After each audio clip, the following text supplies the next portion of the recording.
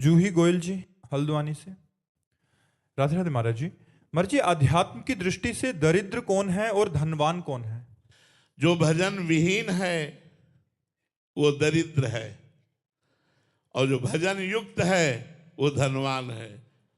कबीर साहब कहते हैं, कबीरा सब जग निर्धना, धनवंता नहीं कोई, धनवंता सोई जानिए, जाके राम नाम धन होई। दरिद्र कौन है? जो भजनहीन है। और धनवान कौन है? जो भजन युक्त है। जो जितना भजन करता है उतना ही बड़ा धनी है, और जो भजनहीन है वो बेचारा गरीब दरिद्र मरेगा तो सब बैंक बैलेंस रुपया पैसा यहीं रह जाएगा, और नरक में जाकर के नाना प्रकार की फिर योनियों में जाना पड़ेगा। और अगर भजन किया है तो आपका परलोक संभल जाएगा, लोक परलोक सब संभल जाएगा। ये सच्ची बात मान लो।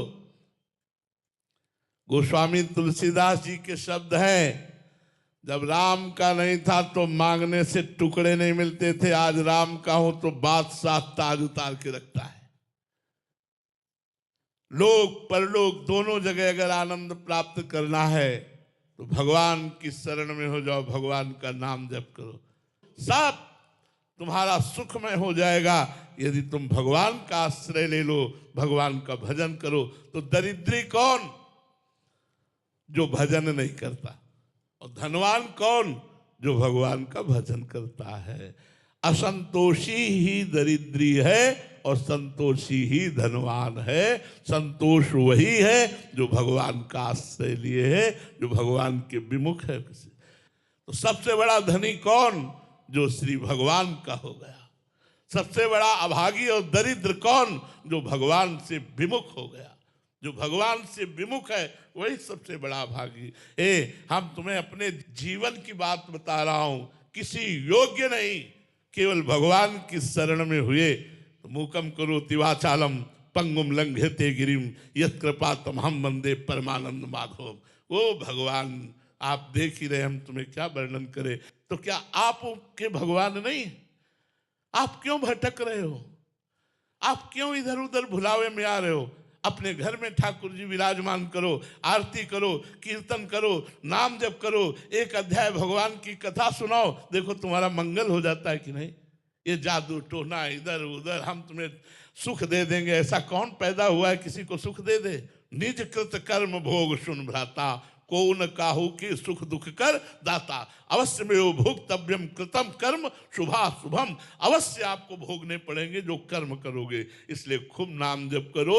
नाम जापक धनी, भगवत विमुख नाम जपने वाला जो नहीं है वो सबसे बड़ा दरिद्र है, बेचारा, दया का पात्र है। महाराज जी, आपने कहा कि अपने कर्म भोगने पड़ेंगे।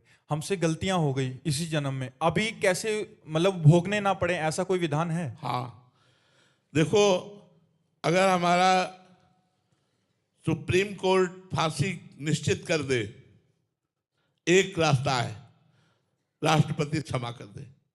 अगर राष्ट्रपति महोदय क्षमा कर दे तो उसकी फांसी टल जाएगी कि नहीं?